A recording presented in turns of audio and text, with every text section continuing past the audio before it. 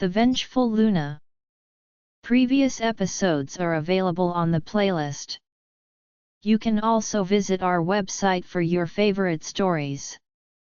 A link is provided in the video description. Episode 6. The Vengeful Luna. Previous episodes are available on the playlist. You can also visit our website for your favorite stories. A link is provided in the video description. Azalea liar. You are not that whore's son. Trey growls, and Peter flinches as Trey goes to get up.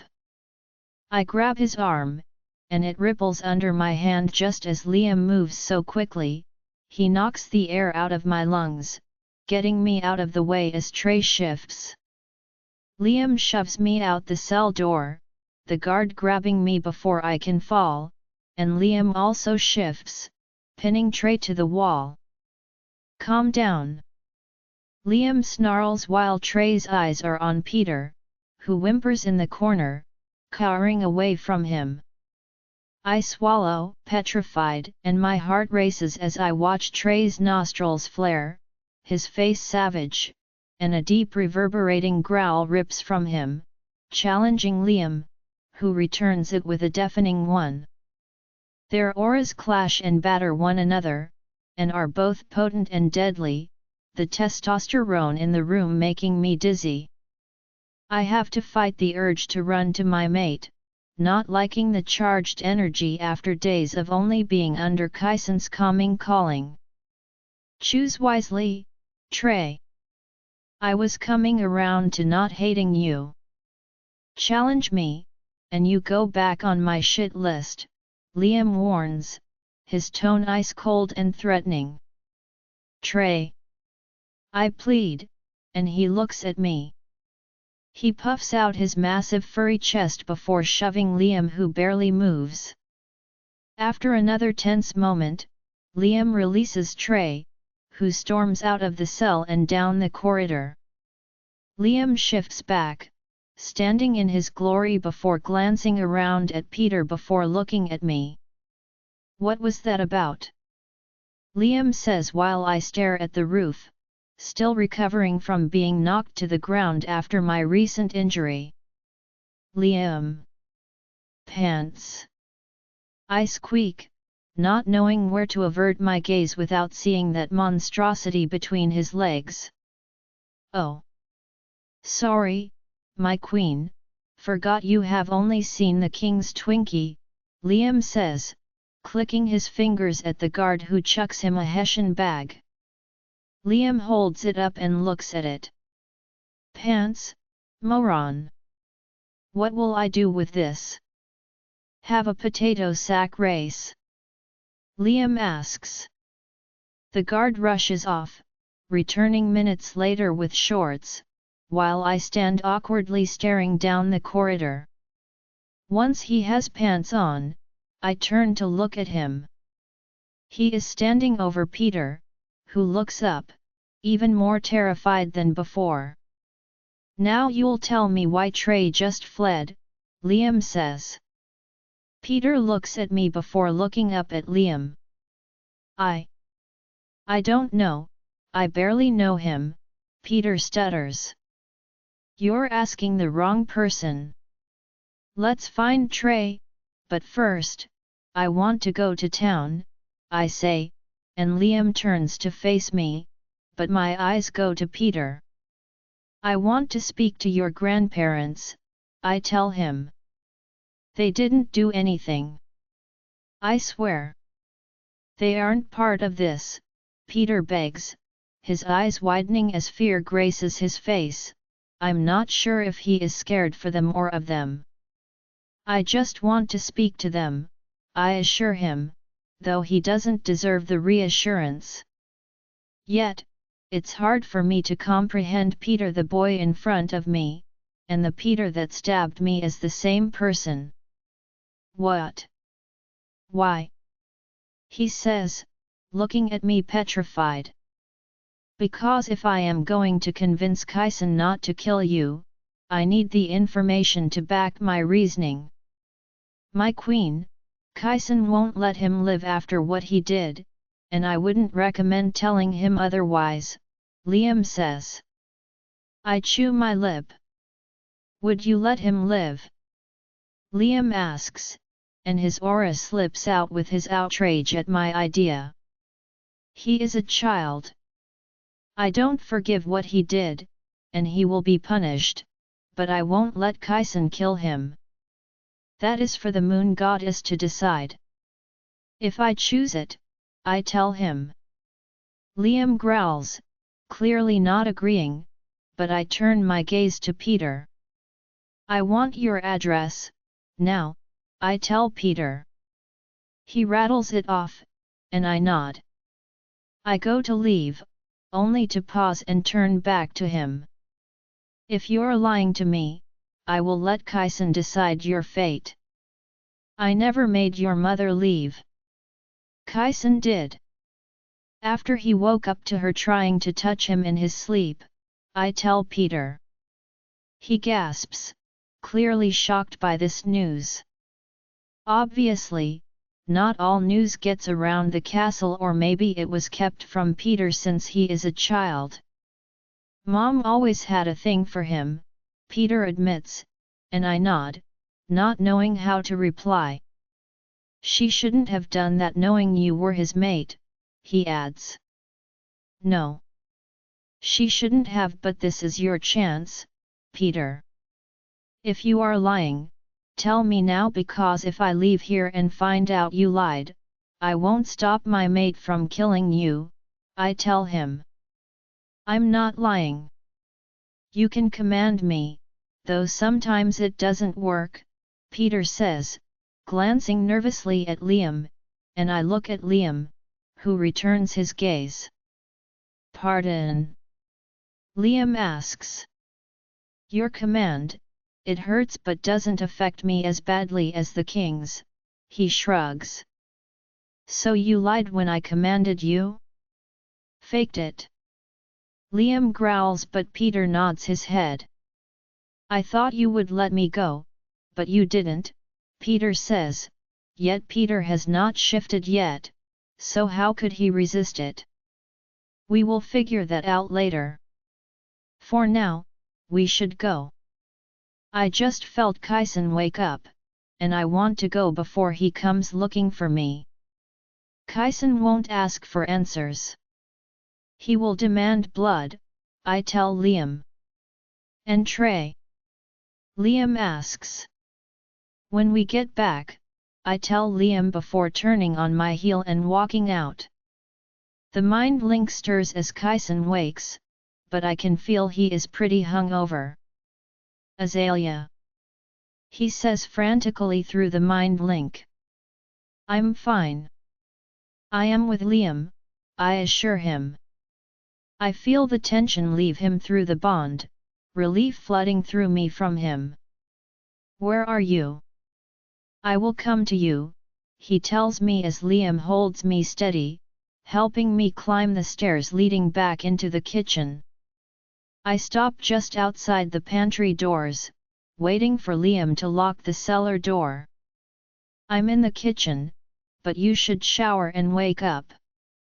Clarice will send up something for you to eat to help get rid of the hangover, I tell him while looking at Clarice, who nods to me. She seems surprised to see me but doesn't comment on it, which I appreciate. That can wait. I'll be down soon, Kyson says. Kyson, I'm fine. I just want to go into town. Liam is with me. I promise I will come to see you when I get back, I tell him. Azalea. He says my name like an order, daring me to challenge his word again, and I sigh, knowing he is already on his way to me. I can feel him getting closer when he appears in the doorway leading into the kitchen after a few minutes. There is no point running, he would chase me down, so don't even bother to try. Yet as he appears, the sigh that leaves him and how he rolls his shoulders tell me he needs to see me to ensure I am all right. His smell overrides my senses and is more potent than the robe I am wearing, which has me moving to go to him. He meets me halfway, pulling me into his arms, his hand going to my head while he wraps his arm around my body, his lips in my hair. You shouldn't have left without telling me. I woke up and thought, he doesn't finish, and I don't question, not wanting to know where his mind had just taken him. He sniffs me before burying his nose in my hair and then pressing it to my neck.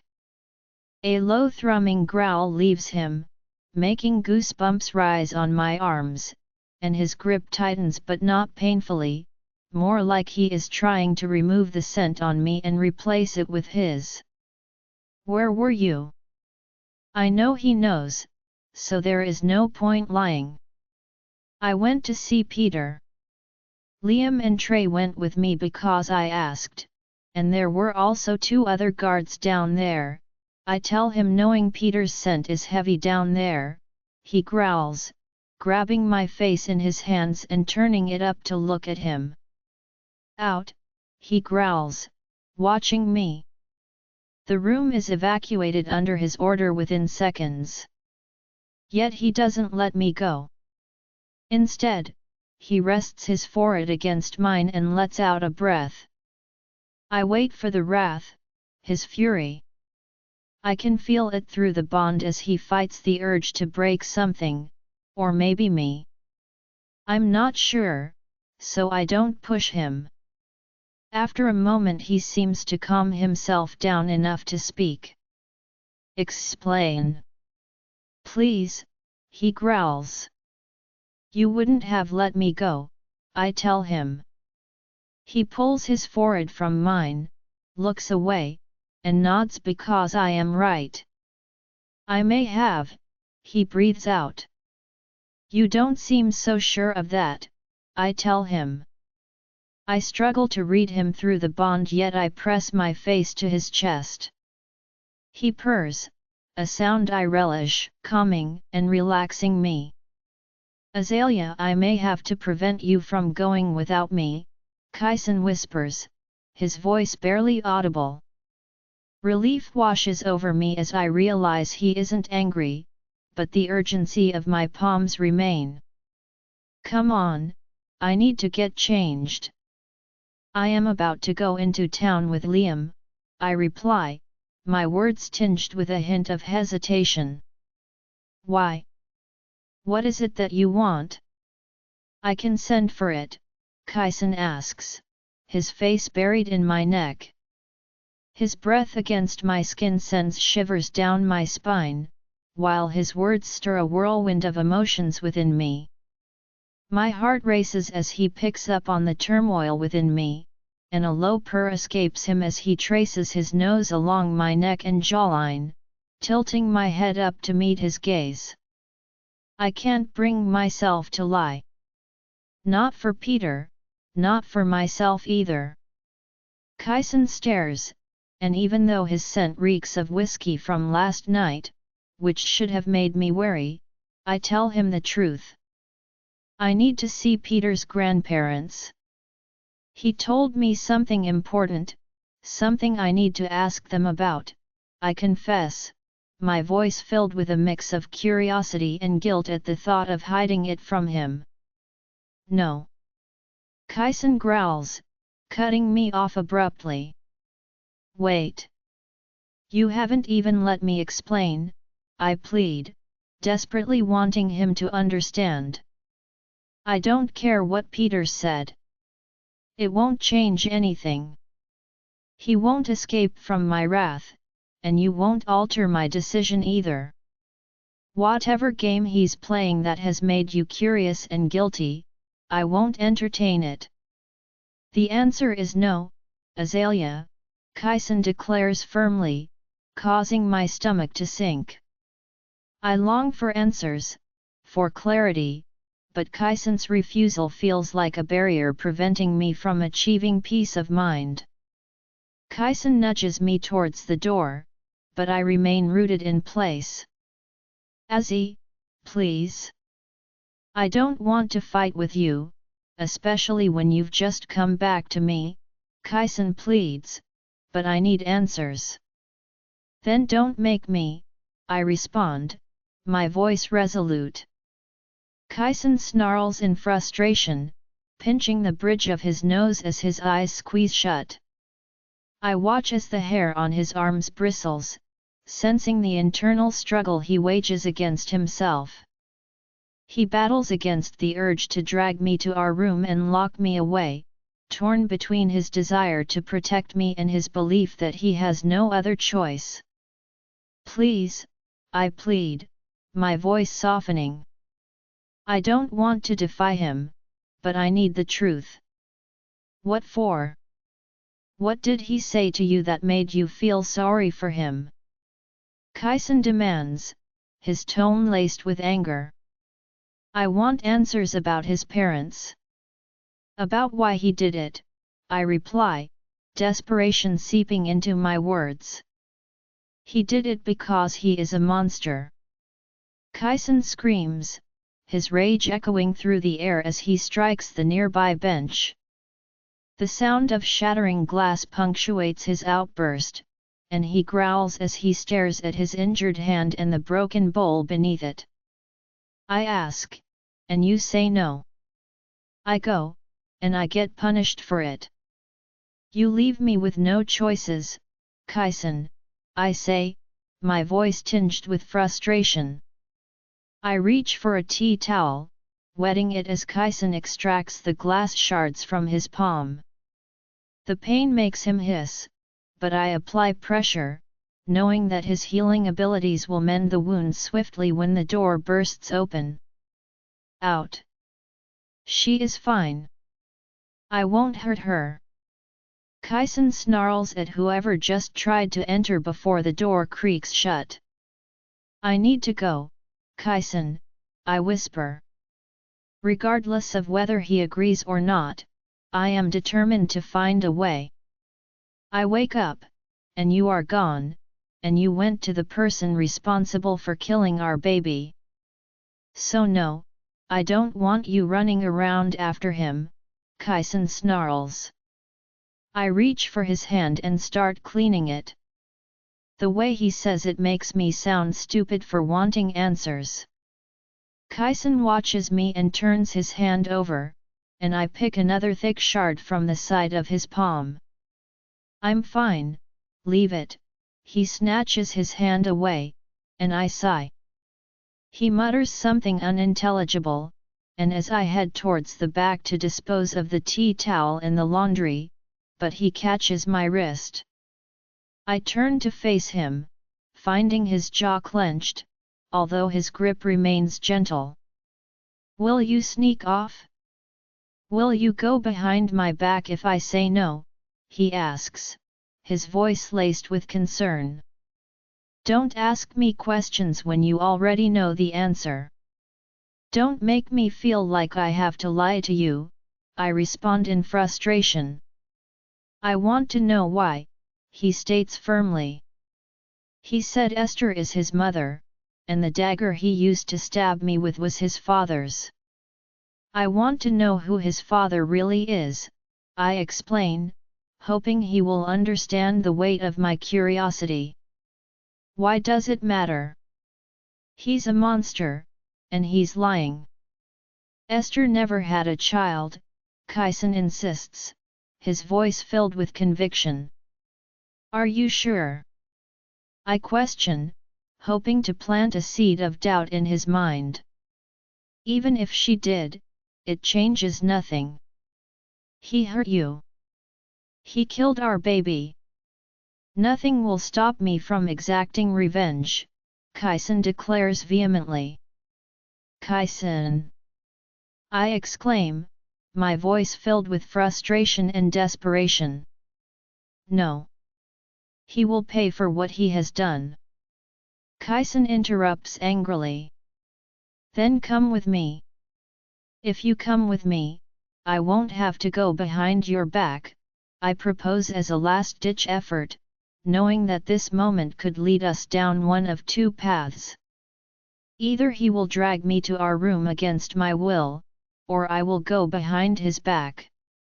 Kyson growls and stares at me intently, but I hold my ground. Why can't he see that I need this? That I need closure? I'll take you, but we leave if I don't like what they have to say. Kyson relents finally. I look up at him, resting my chin on his chest. You don't leave my side. You won't argue if I say we're leaving, he adds, his voice filled with a mix of protectiveness and possessiveness. I bite my lip but nod in agreement, and he dips his head lower, pinching my chin gently. And you eat first, he purrs, his breath caressing my face. Then I will take you to see them. Just don't hide things from me. That should go both ways, Kyson.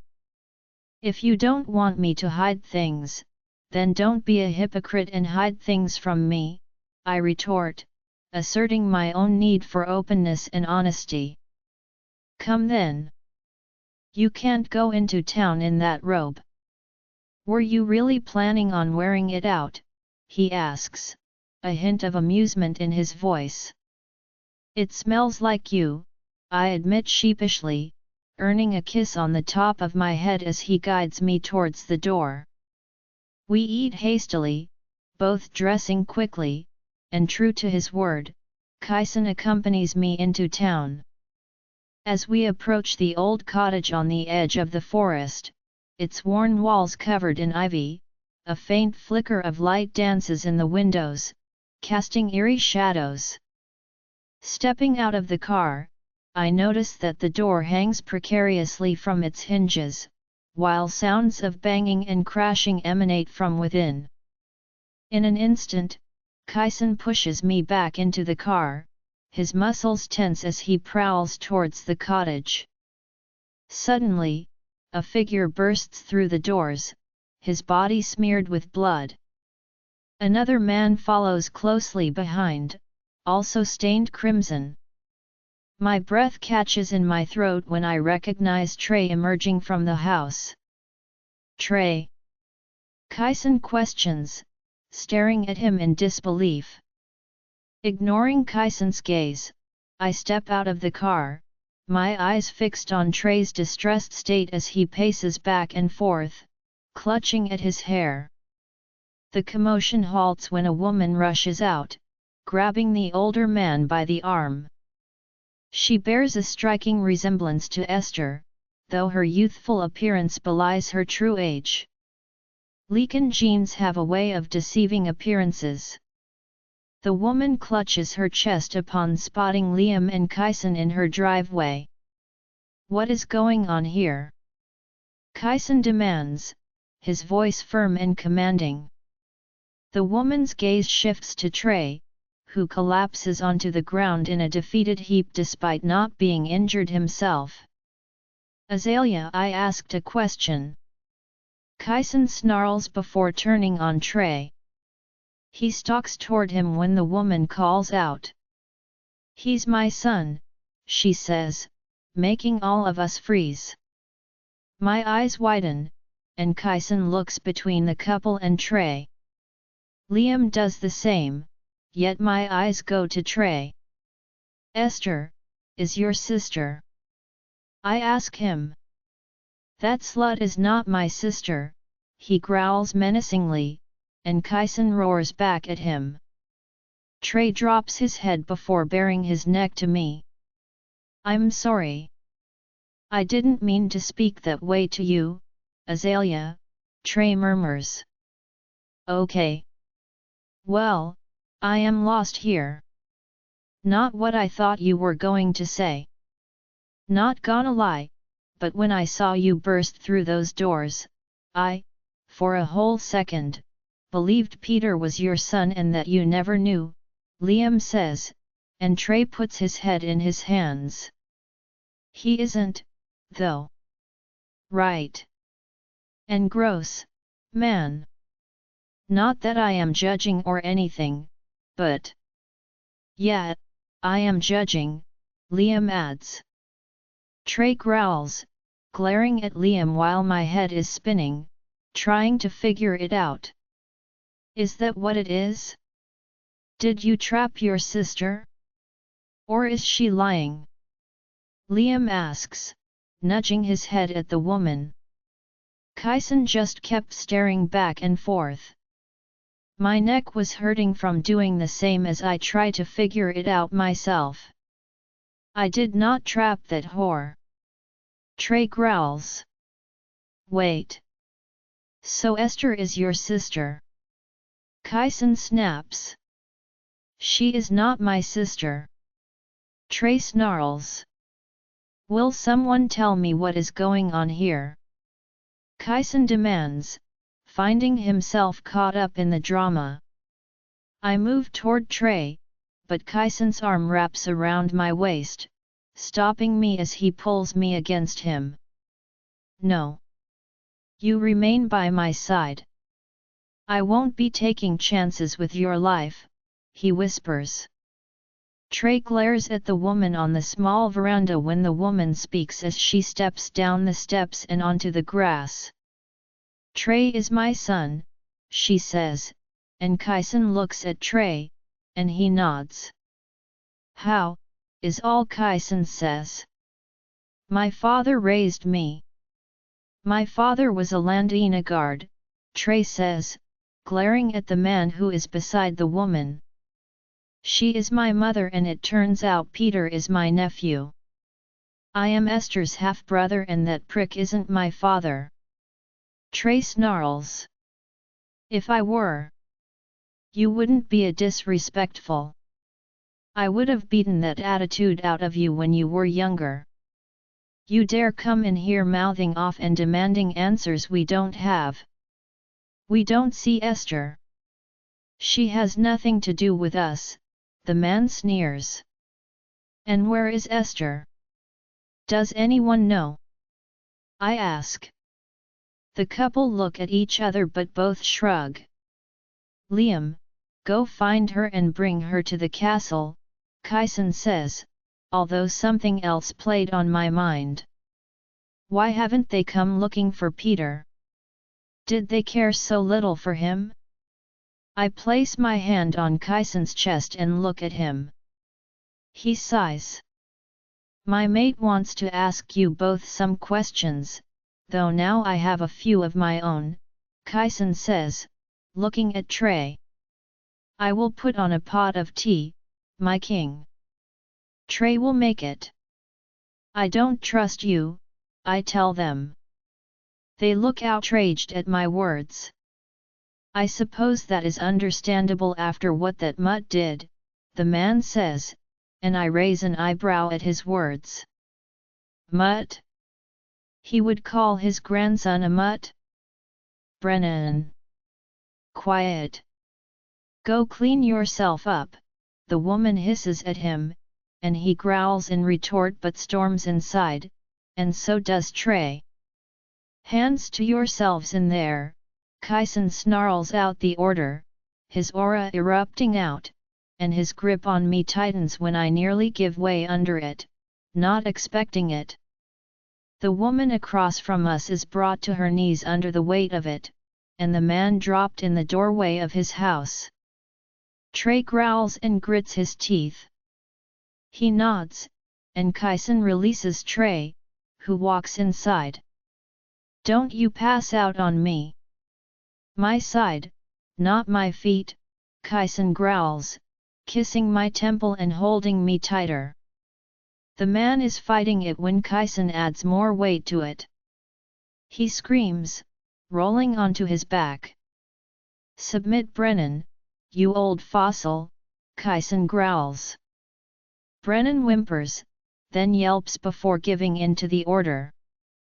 Kyson releases him, and the woman on the ground is panting for air. She bares her neck to Kyson, and he growls but lets her up. She dusts her hands off on her brown apron. Brennan, however, sits up, leaning against the door frame, trying to catch his breath.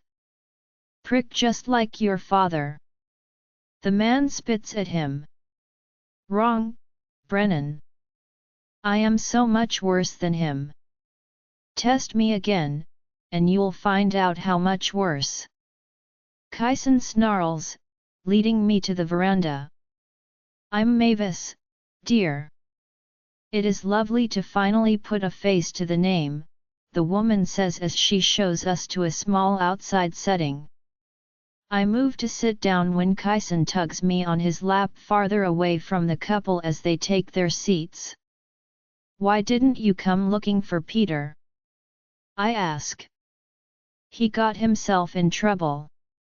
Broke the law, and went against everything we believe in, Brennan says, nodding to Kyson.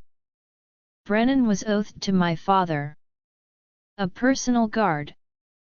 Correct, and the boy broke a sacred law. A few of them in fact. Therefore, I accept the fate coming to him, Brennan says. Mavis looks at her hands and she says nothing, though I can tell she feels for Peter. You would let him die? I ask. Yep. I'd kill the little shit myself if the king asks, Brennan states. I can handle the boy myself, Kyson says, and Brennan nods once. I swallow. It sounds so cruel. Would no one fight for him? Though the woman's eyes are glassy, she remains quiet and submissive to her mate. And Trey? I ask just as he comes out. Oh, Mom got around, didn't you, Ma? Trey snarls, dropping a tray on the table. Brennan growls, his eyes glaring daggers at Trey. Watch your tongue, boy, he sneers. Why? The apple doesn't fall far from the tree. Mom was whore. Esther is a whore. Enough, Kyson warns, and Trey presses his lips in a line. Oh, will you stop it? I never wanted you or your twin. Get over it. I was young and stupid, yet still, you blame me. Your father wasn't my mate. What did you expect? I bring some other man's bastard twins home with me, she asks. Wow, I think to myself. This woman is a nasty piece of work. Trey shakes his head and scoffs. No. I am glad Dad raised us. His mate was my mother and worthy of the title. You are pathetic. Trey spits at her. Kyson, the situation is spiraling out of my grasp, slipping through my fingers like fine sand. Our visit to Esther's parents gives us little information.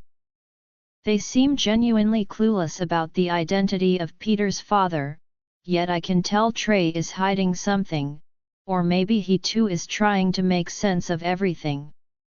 According to Peter's grandparents, he had been left on their doorstep with a letter from Esther, pleading for them to care for him. It was an odd visit to say the least. Throughout the drive back home, Azalea remains unusually quiet, her thoughts hidden from me. I can't fathom what she hoped to find by visiting his grandparents, all I know is that it leaves us with more questions than answers. Trey, on the other hand, sits in brooding silence, his gaze fixed on the passing scenery outside the window. As the gates of our castle loom into view, Azalea turns to look at me. She knows that Peter's fate has been sealed by his grandparents, but I can't comprehend why she still wants to save him after everything he has done. Once we arrive back at the castle, I ask Liam to take Azalea back to our room. She glances at me, searching my eyes for something, but I have already shut her out. I can see the unspoken question lingering on her lips, but she remains mute, choosing instead to open the door to head inside. Trey moves to exit the car, but I hold onto his shoulder firmly. Stay where you are, I command, keeping a watchful eye on Liam and Azalea until they disappear from sight. Only then do I release my grip on Trey. Why didn't you tell me that Esther was your sister? I question him, my voice laced with an undercurrent of frustration. She's not my sister. Trey growls, shaking his head vehemently. By blood, she is your half-sister, I remind him, trying to inject a sense of reason into our conversation. Not by choice. I should have killed her back in Landina, he snarls, his voice dripping with bitterness.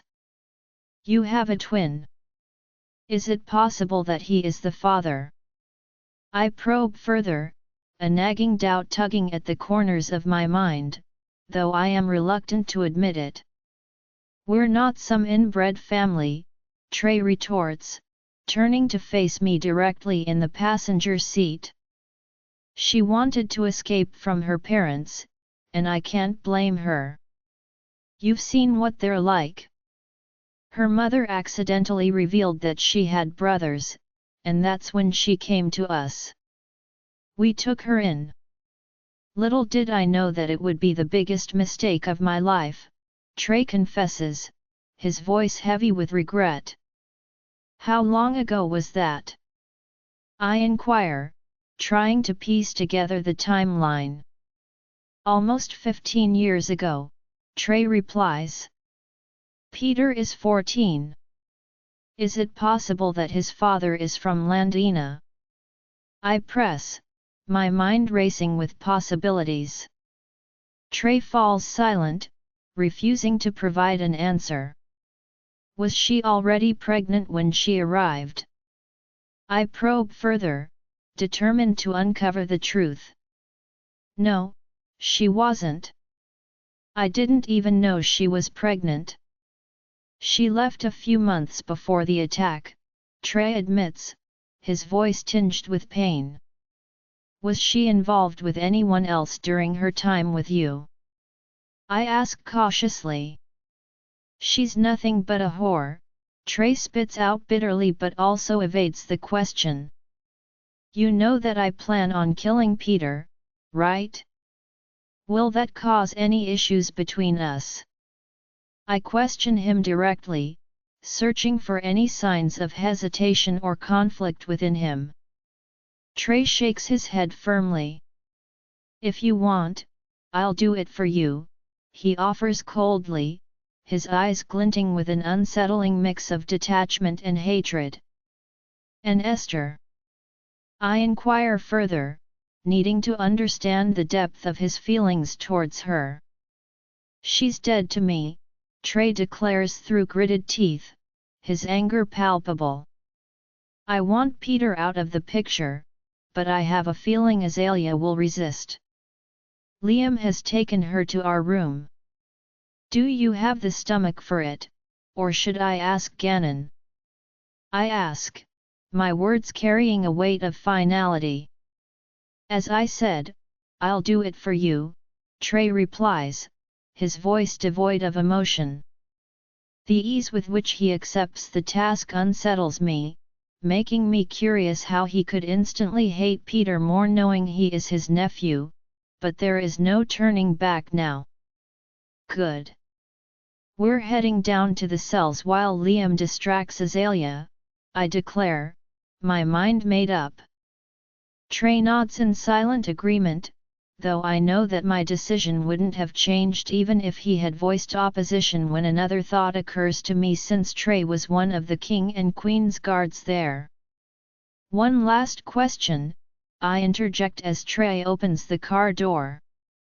He pauses, turning to face me with a questioning look. Are you sired to Peter? I ask, my voice laced with curiosity and a hint of trepidation. No, I'm not, Trey answers firmly. Is there a chance that this could be considered treason? I probe further, seeking reassurance in his response. With Garrett, there's always that chance, Trey replies, venom dripping from his words. His response confuses me. If he is sired to the Landina bloodline, shouldn't Peter fall under that same sire if Esther was fooling around with the king? The questions continue to multiply in my mind, but for now, I have a pressing matter to attend to. I will seek answers regarding this sibling rivalry and the intricacies of their lineage at a later time. As we step out of the car and approach the castle, the sound of heated arguing reaches my ears, reverberating through the corridor. It is Azalea, her voice filled with defiance as she turns her fiery glare towards me the moment I enter the hall. No. Don't think I can't sense your intentions, Kyson. We need to talk to Esther first. I won't let you harm him, she snarls, her words cutting through the air like a sharp blade. Can she truly be serious? This boy has taken the life of our child. I am not seeking your permission. I told you that nothing will stand in the way of me killing him, I retort firmly, my resolve unyielding. He's just a boy. Esther isn't here, and she doesn't have a say, I interject, redirecting my attention to Liam. Bring him to me, I command, watching as Liam hurries off to fulfill my orders. Turning towards Trey, I instruct him, lock her in the room and wait until Liam returns. Then join us downstairs. What? No. I won't allow this. Azalea protests, stepping away from Trey's reaching hands.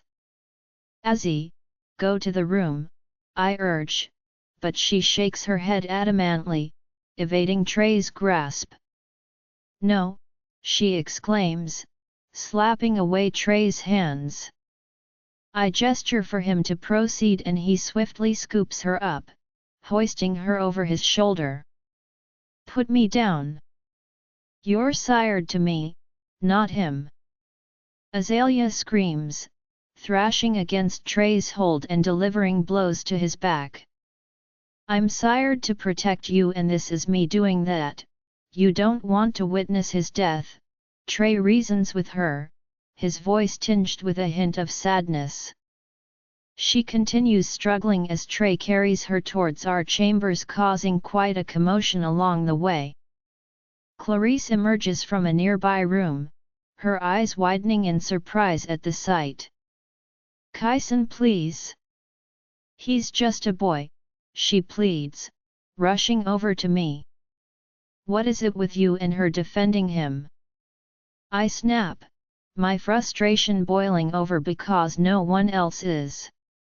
Not his family, not anyone, Clarice explains, her voice filled with compassion. He killed my baby, and nearly took the life of my mate. Your queen!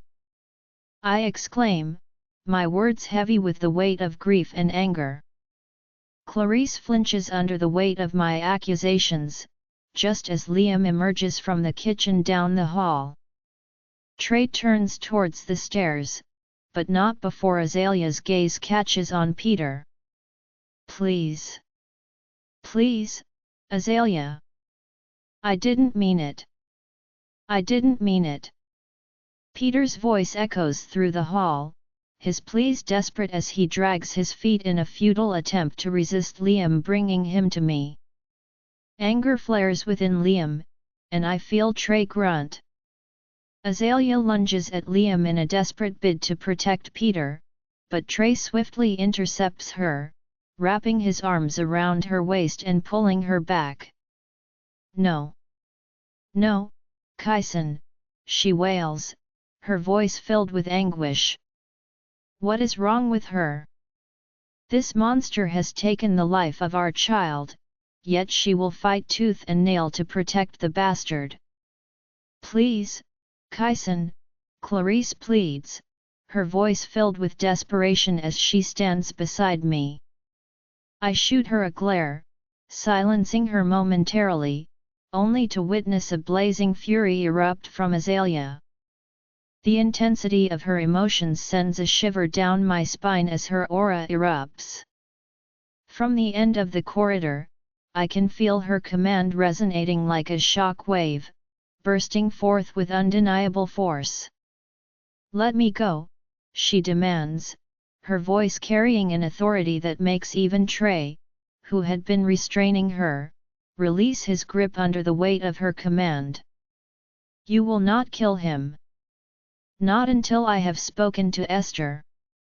Unhand him, Liam," she orders, and Liam groans, struggling against her command. But in the end, he succumbs to her power, succumbing to her even from a distance.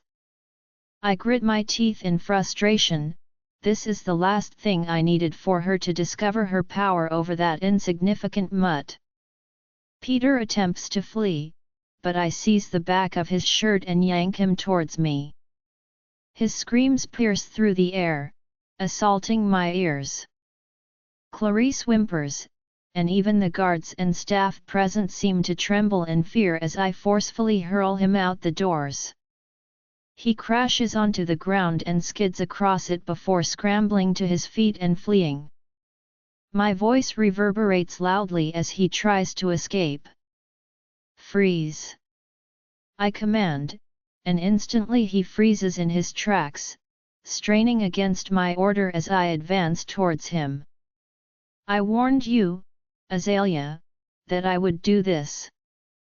So if you wish to witness it, so be it," I inform her coldly, stalking towards Peter with determination. But Azalea launches herself at me, her hands grasping onto my arms tightly. I spin around and seize her face in my grip. Her tear-stained face reflects her desperation back at me. "He killed our baby. He almost killed you," I remind her, and her eyes flicker towards Peter. Her lichen side flares up, her gaze burning brightly before dimming in defeat. "Please, don't make me do this," she whispers, her voice trembling. "I'm not making you do anything. Just go inside and I will handle him, you don't have to watch," I insist, my tone firm. She shakes her head defiantly. "We lost our baby," she murmurs, and I nod, closing my eyes momentarily to gather my thoughts. "But that doesn't mean we should lose ourselves. We are not child killers. We are not monsters. At the very least, Esther should be able to say goodbye," she pleads softly. "How could she even suggest that? Peter never afforded her that opportunity." I open my eyes, finding her lip quivering as more tears spill over. I wipe them away with my thumbs and plant a tender kiss on her forehead, causing her to whimper. Deep down, she knows she won't change my mind. "Go inside," I urge her, releasing my grip on her. She crumples to the ground, broken and defeated, and I turn back to Peter. "No. No, no, no, please. Please." Peter begs desperately, but he remains frozen under my command. Suddenly, a scream pierces through the air, causing me to turn towards Azalea. However, it isn't her who screams. Azalea is still on the ground, sobbing uncontrollably as she turns her head to the side. "Mom!" Peter's voice echoes in anguish, and when I follow his gaze, I see Esther standing just outside the gates. Instead of looking at her son, her gaze is fixed upon Azalea. Trey rushes out the doors with a ferocious growl, and Esther jumps in surprise when Azalea rises to her feet with astonishing speed. It's a wonder she doesn't faint from the sudden motion. With a swift gesture of her hand towards Trey, Azalea unleashes her command, sending it surging out from within her along with an intense blast of her aura. "Stop!" she roars, and Trey is thrown back against the doors as if hit with the weight of a force field. Her command sends shock waves through me, and if it were directed at me, she would drop me. Her eyes glow brighter than ever, taking on an eerie look, an almost white light.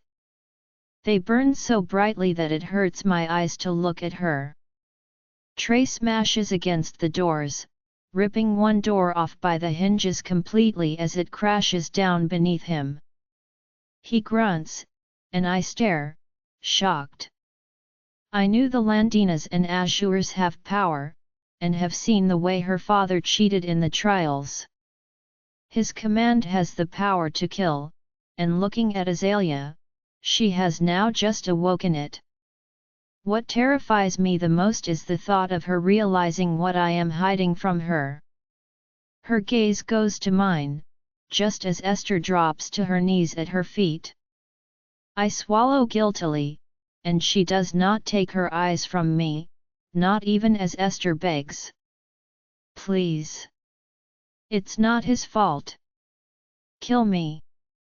Please, let me take his place," Esther pleads, and Azalea pulls her gaze from me. She is furious, and her entire body trembles with anger so hot I worry she will set the castle on fire with it.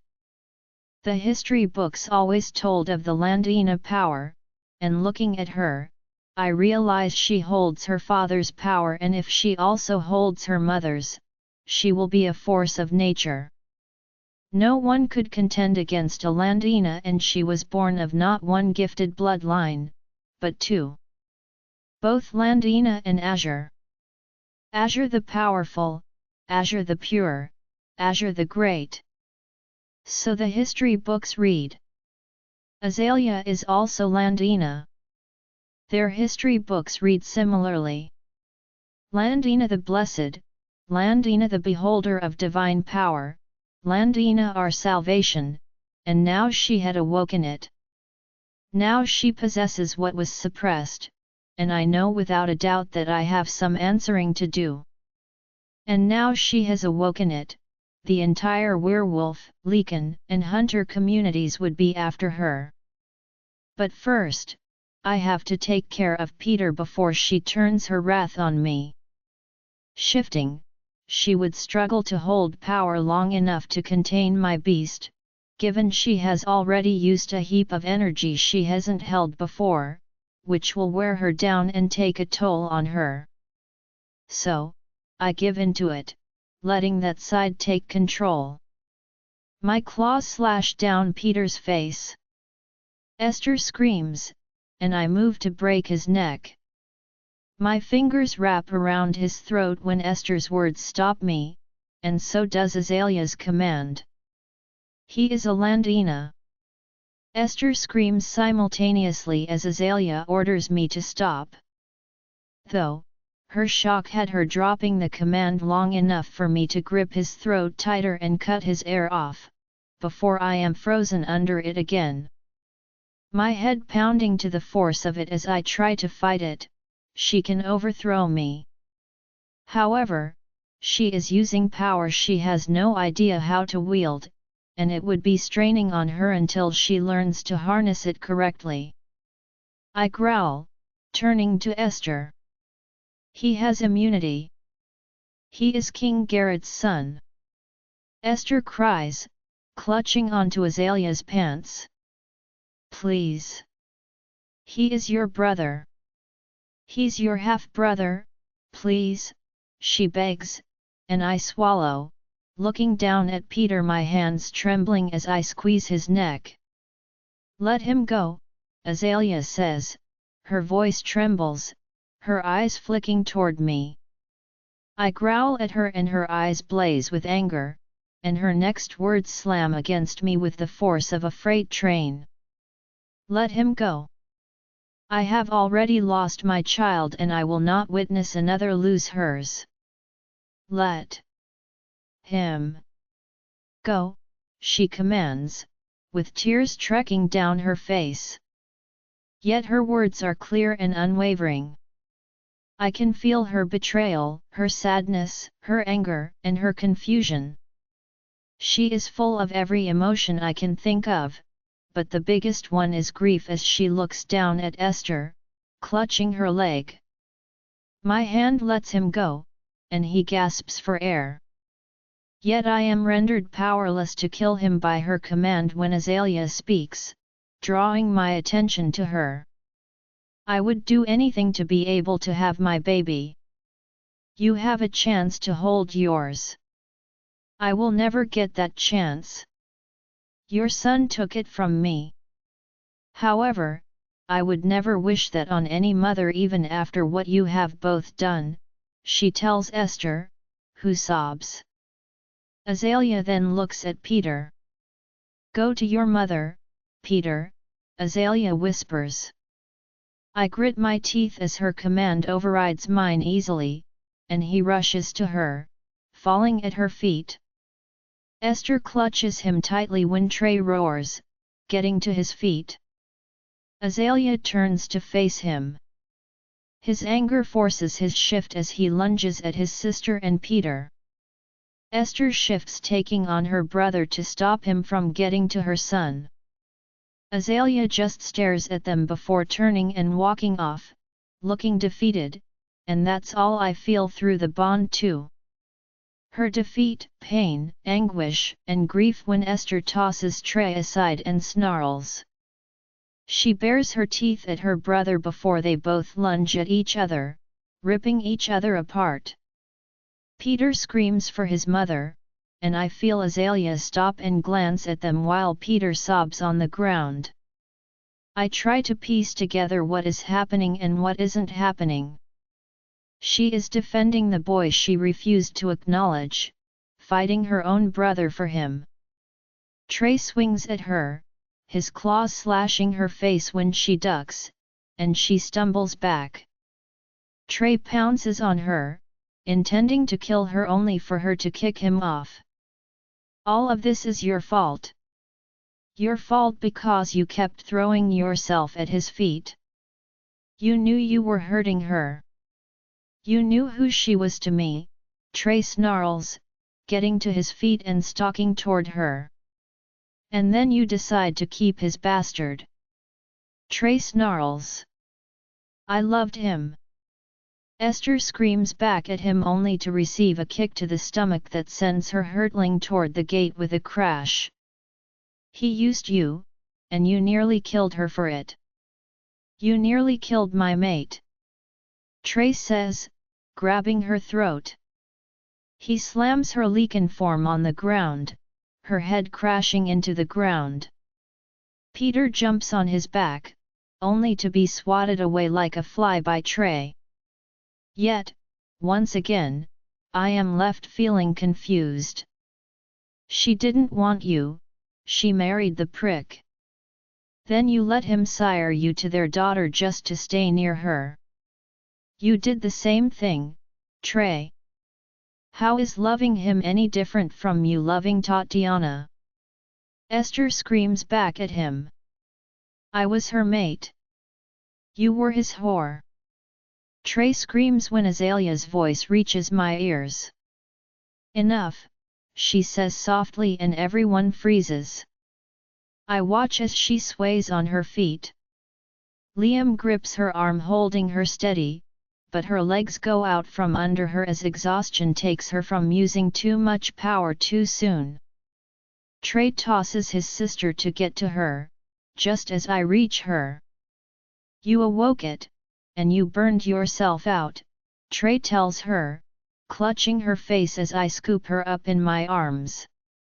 Whispering softly, her voice strained with pain, she rubs her temples, trying to alleviate the throbbing ache in her head.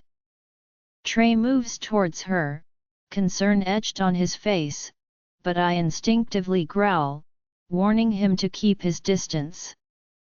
My attention shifts, scanning the surroundings for Esther, only to find her gone, vanished along with Peter. However, as my gaze lands on the gate through which they escaped, a chilling sight meets my eyes. Countless faces peer in at us, their presence making me gulp nervously. They must have sensed her power, though I had not anticipated their arrival so swiftly. Armored and armed with Landina swords, they have come prepared to fight for her. Find them. Bring them back, I command Trey and Liam firmly, my voice laced with urgency. Cedric, adorned in the Landina crest upon his armor, walks through the gates, drawing wary glances from Liam and my men. He extends his hands towards Trey, offering the royal Landina sword. Kneeling before Azalea in my arms, Trey gazes down at her tenderly. Cedric is tethered to me, and the rest of the Landina Lycans are tethered to him and have been since Landina fell. I know what he desires, and a snarl escapes me at the thought. However, Azalea must sense their intentions too because she nods to Trey, signaling him to accept the blade. As he runs the cold steel across her palm, her eyes blaze like beacons. You won't harm them, any of them, Azalea whispers determinedly, fighting to remain conscious within my embrace. You do, and I won't forgive. Her words trail off abruptly as she collapses in my arms, her body limp. Trey grips her wrist tightly, bringing her bleeding palm to my lips in an attempt to staunch the flow. Swiftly, I run my tongue over the deep gash, seeking to heal her wound. Trey then takes her hand and presses it against my chest. Bring them to the castle, I command Liam, frustration evident in my voice. He nods in understanding, but I curse inwardly at the realization that I forgot to specify they must be brought back alive.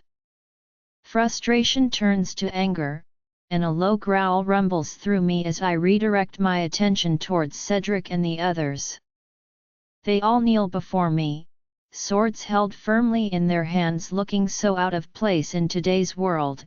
Sure, my men used swords, but modern times there are easier ways to kill a man, and we don't need weapons to do so. With Cedric's blade now stained crimson with Azalea's blood. Cedric locks eyes with me, unflinching in the face of my snarl. He was her father's former beta, though age has rendered him unfit for that title now, knowing Garrett was as old Lycan bloodlines began. I know Cedric must be too, though he barely looks older than 50, yet it takes centuries to look his age. Eventually, Azalea will have to choose another successor. We renounce our allegiance to Valkyrie Kingdom and pledge ourselves to Landina Kingdom, they declare in unison, their voices resonating with unwavering determination. Cedric rises, lifting his sword high, and the others follow suit. Gripping the hilt with one hand while grasping the blade with the other, they all trace their hands along its edge, crimson liquid drenching their skin before making their solemn pledge. We pledge our allegiance to Azalea Ivy Landina, the Landina Empress, the true Empress of the Kingdoms. I bleed for Landina, I fight for Landina, I die for Landina.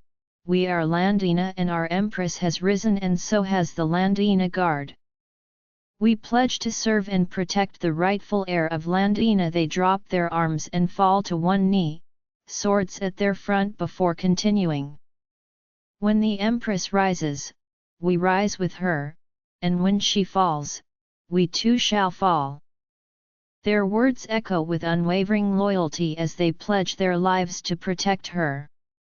Suddenly, I jolt as their tethers to me snap, and Azalea inhales deeply, her connection with them now established. And all I can think is now her bloodline has awoken. How am I going to keep her safe from the rest of the world, all while keeping her safe from herself?